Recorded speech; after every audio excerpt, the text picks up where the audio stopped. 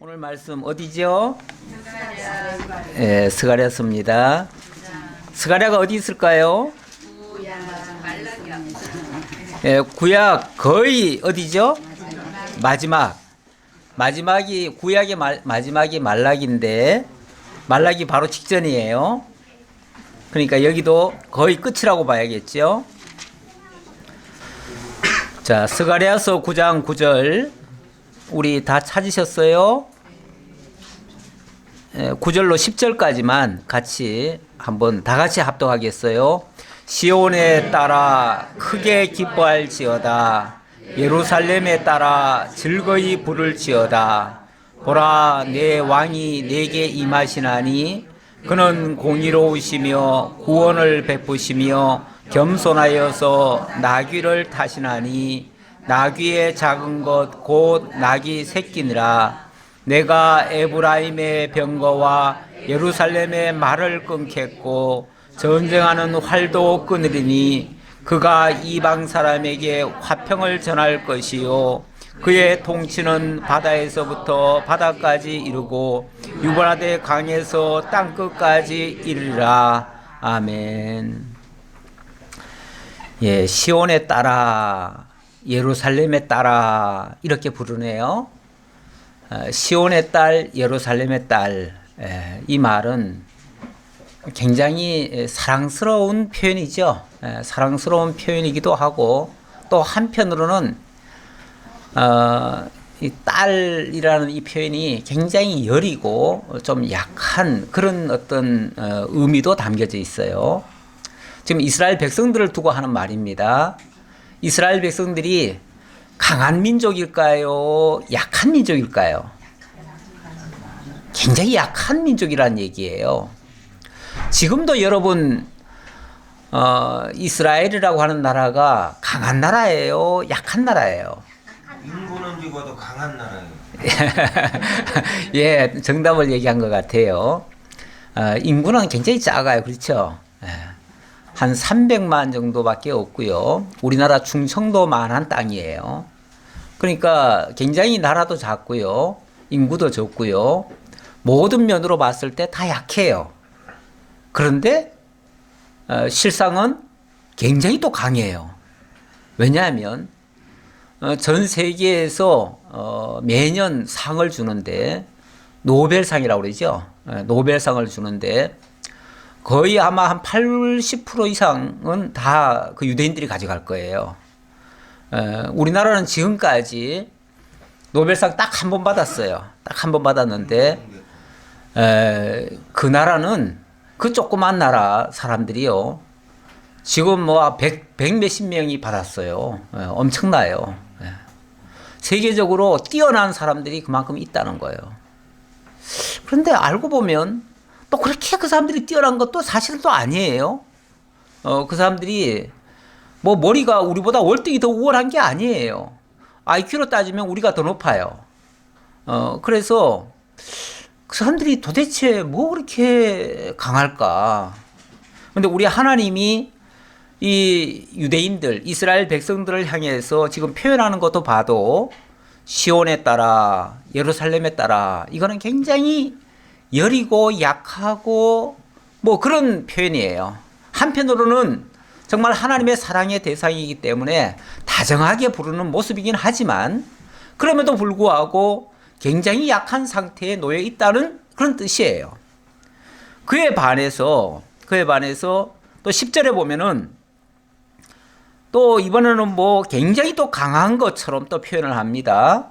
굉장히 강한 것 같이 표현을 해요. 내가 에브라임의 병거와 예루살렘의 말을 끊겠고 전쟁하는 활도 끊으리니 그러면서 이방 사람에게 화평을 전할 것이다. 그리고 통치할 것이다.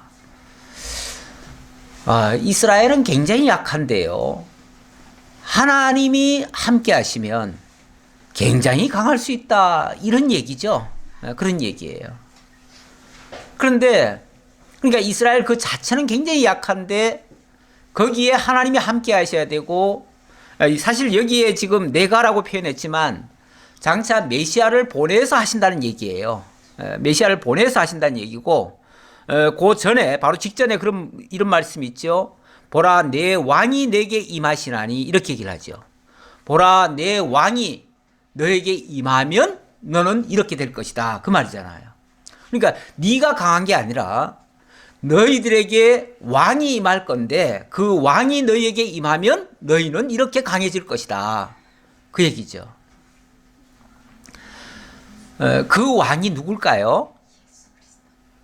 예, 오늘 살펴보려고 하는 바로 예수 그리스도예요.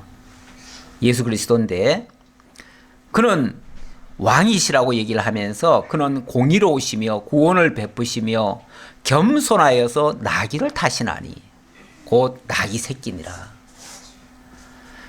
이 왕이 굉장히 겸손하시대요. 굉장히 겸손하시대요.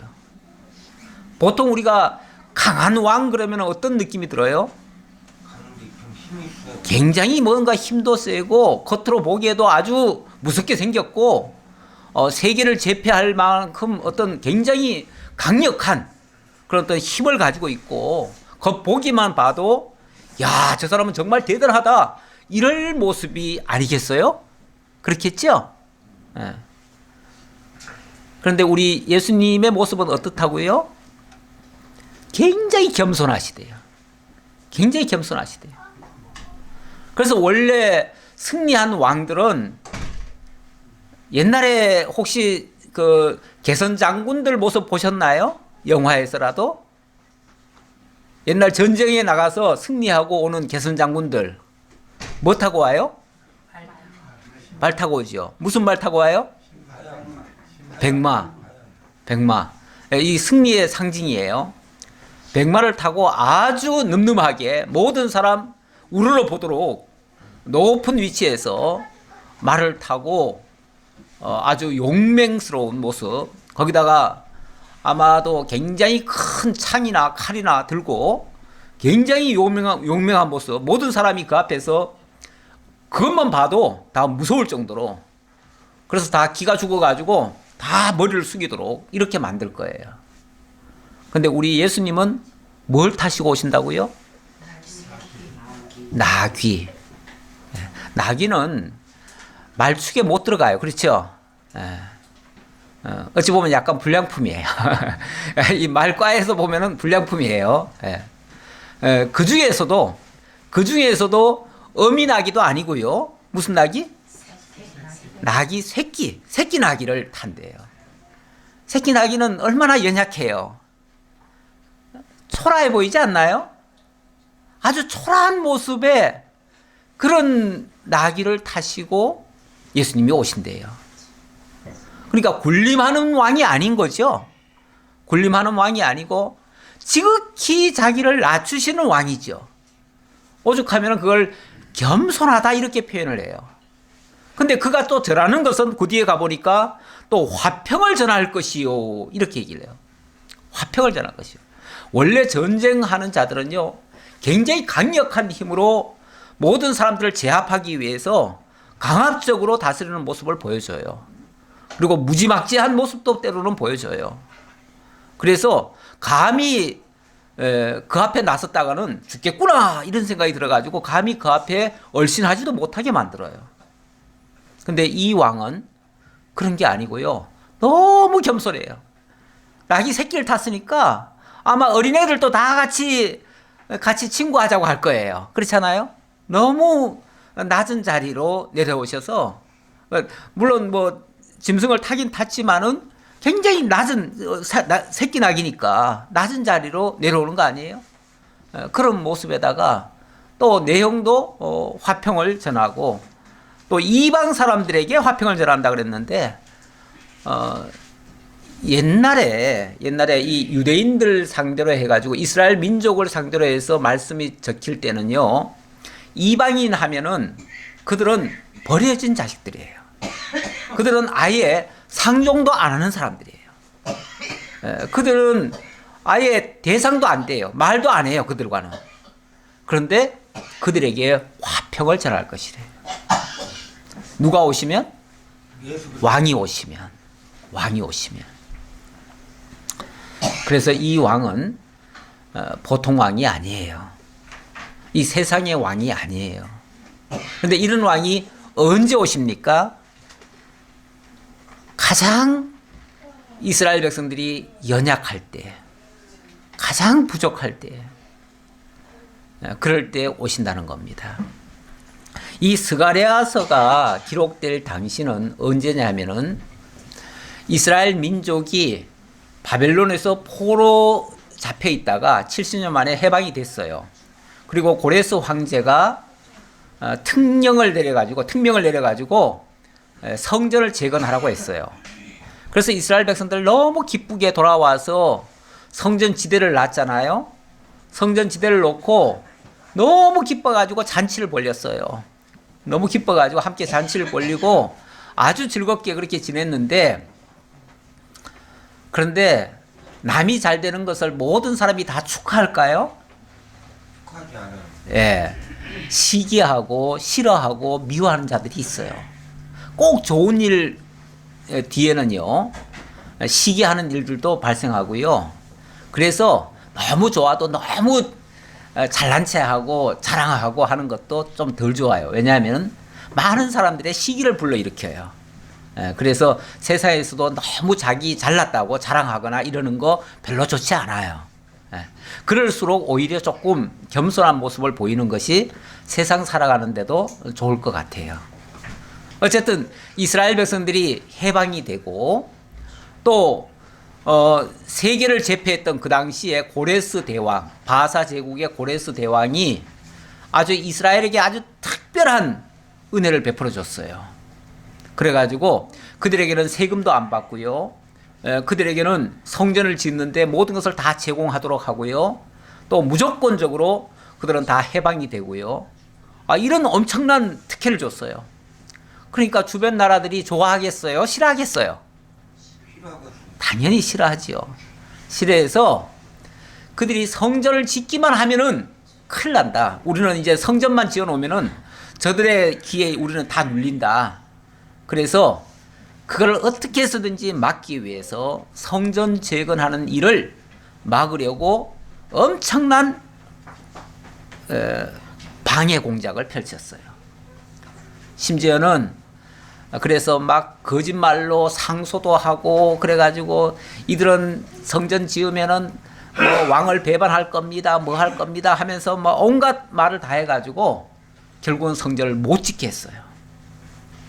그래서 무려 한 20년 동안이나 성전을 못 짓고 이스라엘 민족은 흐지부지, 다시 말해서 뭔가 적극적으로 뭘 해야 되는데 아무것도 못하는 상태에서 한 20년간을 그냥 흐지부지 지냈어요. 한 20년이 지나고 나니까요, 사람들은 이제 의욕이 다 떨어졌어요. 성전 지을 마음 다 떨어졌어요. 지도자들은 그냥 우리만 편하니까 좋다, 우리만 편하니까 좋다, 이 정도 생각이고, 백성들도 이제는 그러면 우리나 살아야 되겠다. 그래가지고 전부 다 판백한 집들을 지었대요. 다시 말하면 요즘으로 말하면은 판백한 집이 아파트 같은 건데, 옛날에는 아파트는 없으니까 아마 반듯반듯한 집을 지었던 것 같아요. 반듯반듯한 집을. 그래가지고 다 자기 집 짓기에 급급했어요. 하기야 뭐 특별히 다른 일을 할 게 없잖아요. 왜냐하면 성전을 지어야 되는데, 원래 이스라엘 민족은요, 성전을 중심으로 살아가는 백성들이에요. 그래서 어디를 가든지 아니면은 뭐 어떤 곳에서도 제일 먼저 할 일이 성전 짓는 일이에요. 만약의 경우 불가피하게 그 나라에서 쫓겨나가지고 다른 나라로 갔다고 하면은 성전은 못 짓더라도 회당이라도 지었어야 돼요. 그랬어야 되는데 이런 것들을 이제 안 하는 거예요. 하기 싫은 거예요, 이제. 왜냐하면 해봤자 자꾸 방해만 받고 하니까 에이 모르겠다, 그냥 우리나 편하게 살면 되지. 그리고 다 편안한 위주로 갔어요. 그러다 보니까 하나님을 점점 더 잊어버렸어요. 하나님 잊어버리니까 나중에는 완전히 까마득해져 버렸어요. 여러분 하나님을 우리가 일주일에 한 번씩은 교회 와서 말씀을 듣고 그래도 배우잖아요. 그렇죠? 그런데 어떨 때는 혹시 이런 생각 들지 않나요? 뭐 그렇게 배울 게 많아가지고 일주일마다 한 번씩 가냐? 오늘은 3일 만에 왔는데요.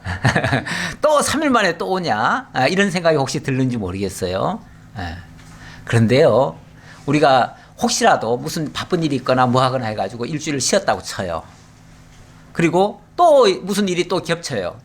근데 이상하게 또 쉴 때는 또 무슨 일이 자꾸 많이 발생해요. 바쁜 일도 많이 발생해요. 그러다 보면 또 일주일 또 쉴 수도 있어요. 한 주, 두 주 쉬다 보면요. 그 다음에 가면요. 다 귀찮아요. 교회 가는 것도 귀찮아지고, 말씀 듣는 것도 귀찮아지고, 잊어져요. 나중에 가면 하나님 자체가 잊어져 버려요. 근데 잊고도 살만해요? 안 살만해요? 살만해요. 그러면 사람들이, 아유, 교회 안 다니니까 더 편하네. 시간도 많고, 내가 하고 싶은 일도 많이 할 수 있고, 더 좋네. 그 다음부터는요, 교회 안 가는 게 더 좋아져 버려요. 이스라엘 민족도 지금 당장 사실은 해야 될 일이 있는데, 그게 자꾸 방해가 있다고 해가지고, 안 하고 안 하다 보니까 무슨 일이 발생했냐면, 하나님 다 잊어버렸어요. 잊어버리는 시대가 길어져 버렸어요. 요즘 같이 이렇게 일주일마다 한 번씩이라도 모여가지고 말씀을 듣는다면 안 있겠지요. 그러나 그들은 성전도 없지요. 그렇게 모일 기회도 없지요. 또 옛날에는 그렇게 멀리들 살기 때문에 그렇게 한꺼번에 모여서 뭘 할 수도 없어요. 그러다 보니까 이게 안 되는 거예요. 교육이 안 돼요. 그래서 하나님 다 잊어버렸어요. 누가 급할까요? 네. 하나님이 그런 모습을 가만히 내버려 두시질 않아요. 그래서 하나님께서 한 20년 동안 그런 식으로 있으니까 하나님이 학개와 스가랴라고 하는 선지자를 부르셨어요. 부르셔가지고 너희들이 내 집은 이렇게 황폐하였거늘 너희들은 그렇게 판벽한 집에 짓고 너희들만 좋다고 그렇게 살 수 있느냐? 그러면서 당장 산에 가서 나무를 잘라다가 내 집을 지어라. 하나님 명령이 떨어져요. 그래서 선지자가 외쳤어요. 하나님의 명령입니다 하고서 이렇게 하십시오 했더니 아니 우리는 아무것도 없는데요. 돈도 없고 아무것도 없는데요. 그리고 지금 저 모든 지금 그 뒤에 이제 방해했다 그랬잖아요. 방해해가지고 그 다음에 있었던 왕들이 그걸 계속 못하게 했어요. 성전을 못 짓게 했어요. 그러니까 왕의 명령도 없고 못 짓게 하는데 어떻게 지어요? 그런다고 못 짓는 거예요. 그러니까 하나님께서 계속 재촉하시는 거예요. 우리가 해방 나와서 못한다고 하니까 하나님이 막아주시겠다. 돈이 없어서 못 짓겠다 하니까 금도 내 것이요 은도 내 것이라 하면서 하나님께 모든 게 다 있다는 거예요. 내가 다 해주겠다는 거예요. 그러시면서 하나님이 성전을 지으라고 촉구하셔요. 바로 그때의 말씀이에요. 이 말씀은 우리 예수님 오시기 전에 마지막 선지자가 누구냐면 말라기예요. 그렇죠? 그러니까 말라기, 오늘 보는 스가랴, 그 다음에 학개, 요 학개, 말라기, 스가랴는요 예수님 오시기 전에 어찌 보면 가장 어두웠던 시절이에요. 요 뒤에는 선지자도 끊어져 버려요. 아예 끊어지는데 어쨌든 그런 시기예요. 그런 시기, 이 어두울 때 여러분 어두움이 아침이 되기 전에 어두움이 있죠. 그 어두움의 시간이 무슨 시간이에요? 새벽이죠. 그러니까 밤이 깊으면은 새날이 오게 돼 있어요. 그렇죠? 원래 어둠이 지나야 밝음이 올 수가 있어요. 세상에서도 그래요. 세상 이치가 그래요. 이치가 그런데 바로 이 어두운 시절이에요. 그러니까 이 당시가 어두운 시절. 이 어두운 시절이라고 하는 것은 굉장히 백성들의 생각도 나뉘고요. 지도자들의 생각도 나뉘고요. 다 혼란한 시기예요. 여러분 지금 우리나라는 혹시 어떤 시대 지금 현재 어떤 상태인가요? 여러분들은 뭐 그런 걸 잘 못 느끼시나요? 우리나라 좋은 나라죠? 우리나라 참 편안하고 안전한 나라죠? 아무도 실감을 못 하시나 봐. 요즘 어때요? 요즘 여러분들 우리나라가 너무너무 좋은 나라 같아요? 아니면 힘든 나라 같아요? 예. 예, 이건 뭐 느끼기마다 다 달라요. 우리 어린이들은 지금 좋기만 할 거예요. 예, 좋기만 할 건데 사실은 어른들은요 좀 걱정이 많아요. 예, 어른들은 좀 걱정이 많은 시대예요 지금이. 예, 여러 가지 어려운 일들이요. 예, 어린이들은 잘 모르는 어려운 일들이 굉장히 많아요. 이 나라적으로도 저 외국의 나라들이 자꾸 우리를 위협하는 나라들도 있어요. 당장 북한에서도 우리를 위협하고 있고요. 미국, 중국, 일본 다 우리를 위협하고 있어요. 뿐만 아니에요. 예, 여러 나라들이 우리를 자꾸 힘들게 만들어요. 이럴 때일수록 우리가 자꾸 힘이 떨어져요. 이럴 때 힘을 더 내야 되는데 사실은 사람들이요. 어려움이 계속 이게 이어지면은 자꾸 힘이 떨어져요. 뭘 하려고 해도 의욕도 안 생겨요. 그리고 해도 안 된다는 생각이 자꾸 들어요. 내가 아무리 하려고 해도 저런 해방꾼이 있는데 뭘 하겠어.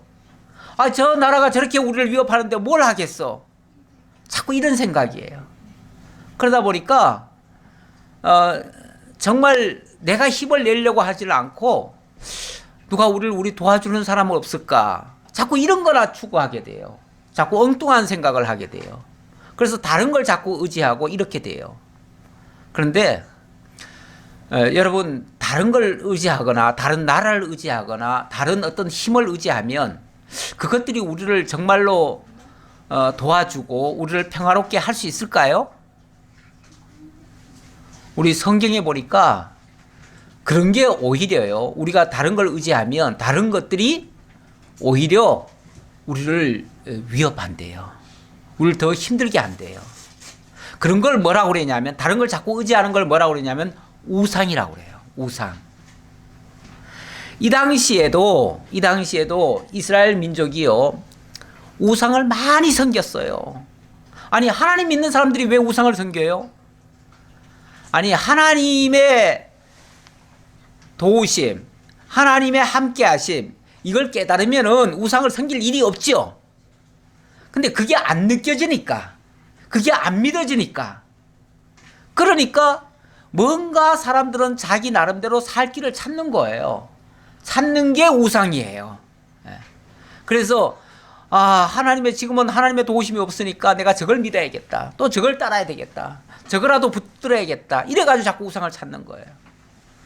그러다 보니까 점점 사실은 망하는 길로 가는 거예요. 망하는 길로. 그럴 때에 하나님께서 그냥 망하게 하시는 것이 아니라 이 선자들을 통해서 다시 성전을 짓게 하심으로 성전을 짓는다고 하는 것은 모든 사람들을 하나님께로 모으는 거예요. 성전이라고 하는 것이 무슨 장소지요? 그곳에 하나님의 이름을 두신 장소예요. 하나님의 이름을 두셨다는 것은 뭐 하나님이 거기만 계시겠어요? 우리 하나님이 얼마나 크신 분이신데 이 천지에 하나님이 안 계신 곳이 없어요. 하나님은 이 우주보다 더 크신 분이셔요. 그래서 하나님이 안 계신 곳은 없지만 하나님이 너무 크시다 보니까 우리가 너무 큰 거는 생각이 나요, 안 나요? 지금요, 이 지구가 돌아가는 소리가 무진장이 크대요. 그런데 그 소리 여러분 귀에 들려요, 안 들려요? 하나도 안 들려요. 저 우주 바깥에서는 혹시 들리는지 모르겠는데 굉장히 빠른 속도로 돌아가고 있거든요. 돌아가고 있는데 이 소리를 우리는 못 들어요. 너무 커서. 너무 큰 것도 우리가 볼 수가 없고요. 너무 커서 듣지도 못하고요. 그런 게 많아요. 우리 하나님도 너무 크신 분이라 우리가 실감이 잘 안 나요. 그런데 실감 나도록 하려면 어떤 장소가 필요하고요. 어떤 형상도 필요할 수도 있어요. 형상이라기보다는 어떤 장소가 필요할 수 있어요. 근데 그 장소가 바로 어디냐면은 성전이에요. 그래서 그 성전을 지어놓고 그 성전에서 하나님께 제사를 드림으로써 하나님과 만남을 가지게 되는 거예요. 그래서 이게 필요해요. 필요한데 그런데 그렇게 지어놓은 그 성전, 물론 이 성전은 나중에 하나님께서 이렇게가 제가 아까 얘기를 하다가 말았는데 이렇게 방해를 많이 났지만 이 스가랴 선지자와 학개 선지자가 촉구하는 이후에는요 그들이 용기를 냈어요. 그래가지고 성전을 짓기 시작했어요. 무작정 짓기 시작했어요. 그랬더니 해방꾼들이 와가지고 왜 짓지 못하게 하는 걸 짓느냐라고 방해했겠죠. 그럴 때 왕에게 상소를 했어요. 우리가 지금 이걸 짓는 것은 20년 전에 고레스 대왕이 우리에게 명령하신 바가 있습니다. 그래서 그것을 지킬 따름입니다. 그러면서 고레스 대왕께서 우리에게 내리신 그 명령을 한번 확인해 주십시오 라고 했더니 그 당시에 왕이 그걸 찾아봤어요. 고레스의 옛날에 그런 명령을 한 적이 있는가 하고 찾아봤어요. 찾아봤더니 있는 거예요. 실제로 있어요. 그래가지고 그 왕이 우리가 지금까지 그동안 이 해방꾼들에 의해서 우리가 잘못 판단했구나 해가지고 그때부터 뭐라고 그랬냐면은 다시 너희들은 성전을 지어라. 그리고 우리에게 보내는 모든 세금은 다 저쪽으로 돌려라. 유대에게 돌려라. 그래서 주변 나라들한테도 전부 다 세금을 유대에게 돌리게 했어요. 그리고 나라에서 모든 재물도 다 주게 했어요. 그래서 정말로 금도 내 것이요 은도 내 것이요 하시던 주님의 말씀처럼 모든 것이 다 이스라엘에게 주어져 가지고 이스라엘이 성전을 짓게 된 거예요. 그리고 그 다음에는 또 예루살렘 성곽까지도 든든하게 지었어요. 이렇게 해서 이제 하나님께로 돌아오게 된 거예요. 우리 하나님이 이렇게 하시는 분이셔요. 어려움이 있다고 해가지고 그 어려움에 지게 하시는 분이 아니고요. 오히려 어려울 때에 더 강한 능력을 나타내시는 분이셔요. 그래서 지금 우리나라도 조금 어려운 일이 있는데요. 여러분들 어린이들은 잘 못 느끼는 어려움을 우리 어른들은 느끼고 있어요. 그런데 제가 봤을 때는요. 이렇게 어두움이 깊어야 더 큰 밝음이 올 수 있고요. 그럴 때에 정말 참 진리가 드러날 수 있어요. 그래서 저는 이럴 때일수록 우리 기독교의 진리가 더 크게 분명하게 드러날 수 있다. 이렇게 믿어져요. 앞으로 너희들에게 무슨 일이 있더라도 어떤 어려움이 있더라도 어떤 이방의 위협이 있을지라도 하나님은 반드시 이렇게 너희들을 구원해 주실 것이다. 그러면서 내가 너희들의 왕을 보내주겠다 하신 약속의 말씀이에요. 보라 내 왕이 내게 임하시나니 그는 공의로우시며 구원을 베푸시며 겸손하여서 나귀를 타시나니 나귀의 작은 것 곧 나귀 새끼니라. 이제 너희들을 평화롭게 하고 너희들을 구원하고 너희들을 온전하게 살게 할 그 왕은 공의로운 왕이시다. 그리고 겸손하신 왕이시다. 그가 이방 사람에게 화평을 전할 것이요 그의 통치는 바다에서 바다까지 이루고 유브라데 강에서 땅끝까지 이르리라. 바다에서 바다. 이 바다에서 바다라는 말은 바다가 끝이 있나요? 없는데 결국은 이 전체를 얘기하는 거죠. 이 지구 전체 모든 인류에게 이 세상 전 모두에게 다 하나님의 이 복음이 전파되어져서 모든 사람에게 화평을 이루도록 하실 것이다. 이렇게 하는 것은 11절에 보니까 또 너로 말할진대 내 언약의 피로 말미암아 내가 내 갇힌 자들을 물 없는 구덩이에서 놓았나니 갇혀 있으나 소망을 품은 자들아 너희는 요새로 돌아올지니라. 내가 오늘도 이르노라 내가 네게 갑절이나 갚을 것이라. 자, 이렇게 하시는 것이 뭘로 한다고요? 내 언약의 피로 말미암아 이렇게 얘기를 합니다. 언약의 피. 원래 이 언약이라고 하는 것이 그냥 원래 말로 하는 걸 언약이라고 하지요. 그런데 그게 그냥 우리처럼 이렇게 빈말 같은 그런 말이 아니고요. 하나님이 피 흘려서 구속해 주시겠다고 하는 그런 언약이에요. 그래서 그냥 말로만 하는 언약이 아니라 그 말 속에는 엄청난 희생, 피라고 하는 것은 희생을 얘기하는 건데 그 희생이 있는 그런 언약으로 하신다. 누구를 향해서 하시는가? 갇힌 자들을 물 없는 구덩이에서 놓기 위해서 한다. 이 물 없는 구덩이라고 하는 것은요, 사실 사람이 살 수 없는 곳이에요. 그런 곳에 갇혀 있는 상태, 바로 이스라엘 민족의 모습이거든요. 그런 모습인데, 그들이 갇혀 있으나 소망을 품은 자들아, 이렇게 얘기를 하네요. 갇혀 있지만 소망이 있는 자들은 이걸 바라볼 수가 있어요. 제가 아까 우리나라가 조금 어렵다 그랬는데요. 이 어렵다고만 생각하는 사람들은 소망이 없어요. 그런데 어려움 속에서 하나님이 우리를 구원하신다고 하는 이 확신, 그러니까 구원하시기 전에는 당연히 어려울 수 있어요. 여러분, 어려움이 없는데 구원자가 필요할까요? 구원자가 필요한 거는요, 어려울 때 필요한 거예요. 그래요, 안 그래요?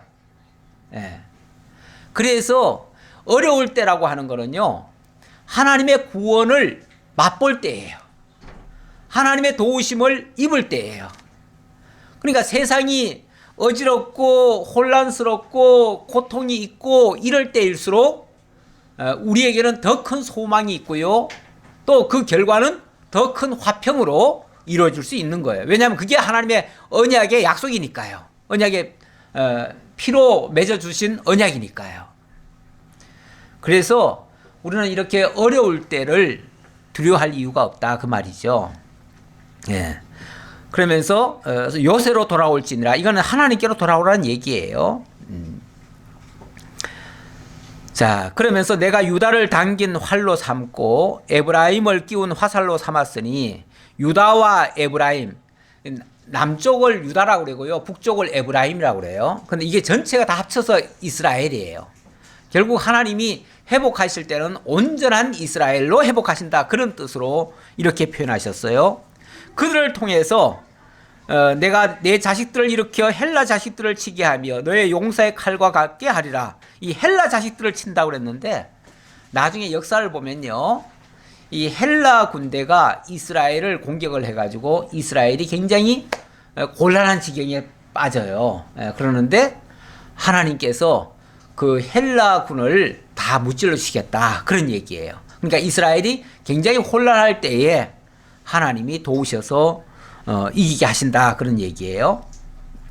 예. 제가 몇 절까지 보려고 했나요? 16절까지 보려고 했네. 우리 16절은 같이 한번 읽어볼까요? 그날에 그들의 하나님 여호와께서 그들을 자기 백성의 양떼같이 구원하시리니 그들이 왕관의 보석같이 여호와의 땅에 빛나리로다. 빛나리로다. 그날에 하나님께서 그들을 자기 백성의 양떼같이 구원하신대요. 원래 목자들은 그 양들을 위해서요, 때로는 자기 목숨을 버려가면서까지라도 그 양을 지키려고 해요. 그게 원래 옛날에 그 양들을 키우던 그 목동들의 모습이었어요. 모습이었고, 그 대표적인 사람이 누구냐면은 다윗이에요. 다윗은 그 어린 양 한 마리도 절대 잃지 않겠다며, 만약에 사자가 오면은 그 사자와 맞서서 싸우기까지 했어요. 그랬는데 기어코 거기서 건져내고 구원해냈는데, 우리 하나님이 그렇게 하신다는 거죠. 그렇게 하시고, 뿐만 아니라 그들이 왕관의 보석같이 여호와의 땅에 빛나리로다. 왕관의 보석. 우리 하나님이 왕이시죠. 근데 이제 여기 예언의 말씀이니까 왕을 보내시겠다고 예언을 했으니까 장차 예수 그리스도가 왕이 되신다는 거죠. 그런데 그 왕관의 보석, 왕이니까 당연히 왕관을 쓰잖아요. 그런데 그 왕관의 보석처럼 이 민족을 만들겠다. 바로 하나님의 택한 백성들을 그 그리스도의 왕관의 보석처럼 만드시겠다, 그 얘기예요. 우리 어린이들 찬양 속에 보면은 뭐라 그래요? 보석 반짝반짝 빛나리로다. 그 무슨 찬양이죠? 샛별같이 빛난 보석, 뭐 그런 얘기죠. 그런 찬양, 그런 찬양처럼 우리 모두를 그리스도의 왕관의 보석처럼 그렇게 삼으시겠다. 당연히 구원하셔서 그렇게 하시겠죠. 그래서 구원하신다, 왕이 되신다. 자, 이런 약속의 말씀이에요. 이 약속의 말씀을 제가 그 뒤에 마태복음 21장 1절부터 적어놨는데요. 이 말씀에서는 이렇게 구약에서 예언한 말씀이 실제로 그대로 이루어졌다 그 말이에요. 그대로 이루어졌다. 그대로 이루어졌는데 어느 날 예수님이 예루살렘 쪽으로 올라오시다가 갑자기 제자 두 사람을 보내가지고 저 건너편 마을에 가면 나귀가 묶여져 있을 거다. 그러면 그 묶여져 있는 나귀를 풀어가지고 나귀 새끼를 데려와라 그래요. 아니 남의 나귀 새끼를 풀어오면 어떻게 해요? 안 되겠죠. 그런데 제자들도 물었어요. 만약에 그 주인이 왜 남의 나귀를 풀어가느냐라고 물으면 어떻게 할까요? 그랬더니 주가 쓰시겠다 하라 이렇게 얘기를 해요. 그래서 예수님 말씀 듣고 실제로 그 제자들이 가보니까 그 마을에 가보니까 나귀 새끼가 묶여 있는 거예요. 그래가지고 그걸 풀어 오려고 하니까 주인이 왜 남의 나귀를 풀어가냐 물어요. 그러니까 제자들이 우리 주님께서 쓰시겠다고 합니다. 그랬더니 두 말도 안 하고 가져가래요. 두 말도 안 하고 그걸 보내준 걸 보니까 이분이 여기서 주가 쓰시겠다라는 말씀, 이 주가 무슨 말일까요? 이 주자가요, 주인 주자도 되고요, 임금 주자도 돼요. 그러면 임금이면 뭐죠? 왕이에요. 그러니까 왕이 쓴다고 해라 라고 하면은 준다는 거예요. 근데 그 사람이 그 사실을 알았겠죠. 알았으니까 줬겠죠. 안 그러면은 무슨 어떤 미친놈이 와가지고 남의 나귀를 끌고 가느냐 이렇게 얘기하지 않겠어요? 그런데 주가 쓰시겠다 하라 했는데 그걸 그대로 받는 거예요. 그러니까 제자들이 깨달은 거예요. 우리 예수님이 바로 그 약속되었던 그 메시아, 그 왕이시구나라는 걸 깨달은 거예요. 그래서 그 예수님께 그 나귀를 끌고 와가지고 예수님께 드리면서 그 위에다가 자기들의 옷을 벗어서 그 위에다가 올려놓습니다. 그랬더니 예수님이 타셔요. 그리고 이제 가시면서 찬양하는 내용이에요. 그 내용이 몇 절입니까? 마태복음 21장 6절 볼까요? 6절 봅시다.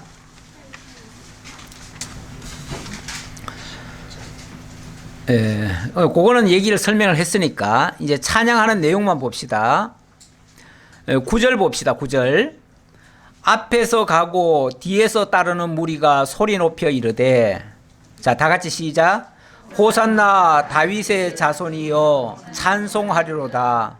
주의 이름으로 오시는 이여 가장 높은 곳에서 호산나 하더라. 자, 정말 예수님 말씀 그대로 이루어졌어요. 그리고 스가랴 선지자의 말씀 그대로 이루어졌어요. 정말 우리 예수님이 나귀 새끼를 타셨는데 그때 많은 사람들이 그 사실을 깨달은 거예요. 그 사실을 깨달아가지고 이제 찬양을 하기 시작합니다. 그 찬양의 내용을 보니까 호산나 다윗의 자손이여 찬송하리로다. 주의 이름으로 오시는 이여 가장 높은 곳에서 호산나 이렇게 얘기를 하네요. 이 호산나란 말이 무슨 말일까요? 요 똑같은 말씀이요. 여기는 이제 해석이 안 돼 있으니까 제가 다른 거 한 군데만 더 찾아볼게요. 누가복음 19장 38절 한번 볼까요? 19장 38절. 다 같이 시작. 이르되 찬송하리로다. 주의 이름으로 오시는 왕이여 하늘에는 평화요 가장 높은 곳에는 영광이로다 하니, 하늘에는 평화요. 이제 앞에 말은 사실 같지요, 그렇죠? 찬송하리로다. 주의 이름으로 오시는 왕이요. 아까는 주라고 했는데 여기는 왕이요라고 하면서 하늘에는 평화요 가장 높은 곳에는 영광이로다 이렇게 얘기를 합니다. 하늘에는 평화요 가장 높은 곳은 영광이다. 결국 평화와 영광을 이야기한다 그 말이죠.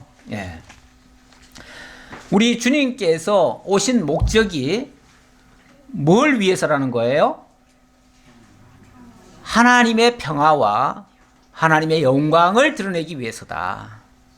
결국 이 제약되고 혼란하고 어려움이 많은 세상에 진정한 평화를 주시기 위해서다 그 말이죠. 그러니까 우리도 사실은 뭘 위해야 되겠어요? 우리도 뭘 위해 살아야 되겠어요?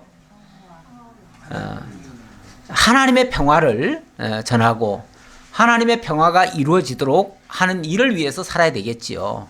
왜냐하면 우리 주님께서 오셔서 왕으로 오셔서 그 일을 하는 건데 당연히 우리도 그래서 우리 주님께서 산상수훈하실 때 보면 이 화평케 하는 자는 누구라 일컬음을 받는다 그랬어요? 제가 퀴즈 낼게요. 하나님의 아들이라 칭함을 받게 된다. 그렇게 얘기를 했어요. 그러니까 하나님의 아들이라면 당연히 평화를 외치고 화평케 되는 이 복음을 전하는 그런 자들이 되어야 된다. 그런 얘기겠죠. 그런데 요즘 세상에서는 너무 이 기독교인들의 입에서도 이 거친 말들이 너무 많이 나와요. 화평을 깨는 말들이 너무 많이 나오는 것 같아요. 이런 것들은 정말 우리 기독교에서는 절대로 있어서는 안 되는, 기독교는 언제라도 정말 평화를 외쳐야 되고 이 복음 자체가 평화의 복음이에요. 그래서 세상은 물론 악해요. 세상은 악하기 때문에 세상은 그렇게 해방하는 일도 많고 대적하는 일도 많고 싸우는 일도 많아요. 그럴지라도 우리 기독교만큼은 이 평화의 내용을 전해야 된다. 평화를 외쳐야 된다. 라는 것이 기독교의 본질입니다. 오늘 우리 성탄절, 이 성탄절이라고 하는 것은 이 평화의 메시지를 전하는 날이에요. 평화의 메시지를 전하는 날이에요. 그래서 제가 오늘 이 부분을 선택을 해서 여러분들에게 알려드렸습니다. 다른 거 다 있더라도 우리 주님 약속대로 오셨고 약속대로 가장 낮은 자리로 내려오셨어요. 그리고 정말 평화의 왕으로 오셨어요. 그래서 겸손의 왕이라고도 할 수 있고 평화의 왕이라고도 할 수 있어요.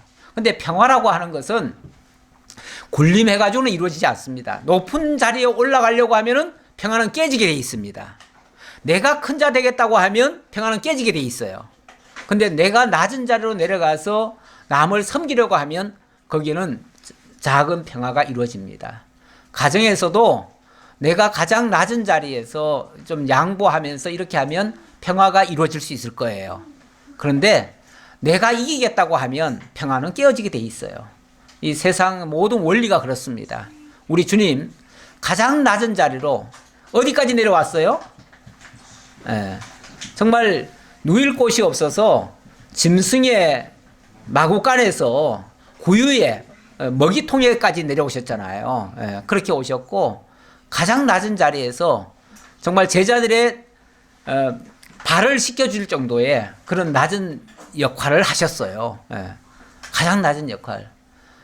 우리 교회에서도 가장 낮은 자리에서 섬기는 일을 할 때에 교회 평화가 이루어집니다. 가정에서도 마찬가지로 그렇게 해서 정말 내년에는 평화의 이야기가 더 많이 나왔으면 좋겠어요. 어려운 얘기보다 정말 평화로운 이야기가 더 많이 나왔으면 좋겠습니다. 우리 어린이들도 그렇게 하기를 바라요. 예, 기도할게요. 아버지 하나님 감사합니다. 저희들에게 세상이 너무 어렵고 힘들다고 하지만 그래도 우리 주님께서 평화의 왕으로 겸손의 왕으로 이 땅에 오셔서 가장 낮은 자리에서 섬겨주셨습니다. 우리 어린 아이들까지도 다 섬겨주셨습니다. 어린아이처럼 낮아지지 아니하면 결단코 천국을 보지 못하리라는 말씀도 하셨습니다. 우리도 정말 하나님의 자녀들처럼 화평을 전하는 자들이 될 수 있도록 하나님 인도해 주세요. 오늘 성탄절을 통해서 우리 평화의 왕으로 오신 우리 주님을 영접하며 우리도 세상을 향해서 평화를 외칠 줄 아는 참된 하나님의 자녀들 다 되도록 인도해 주세요. 감사드리옵고 예수님의 이름으로 기도하옵나이다. 아멘.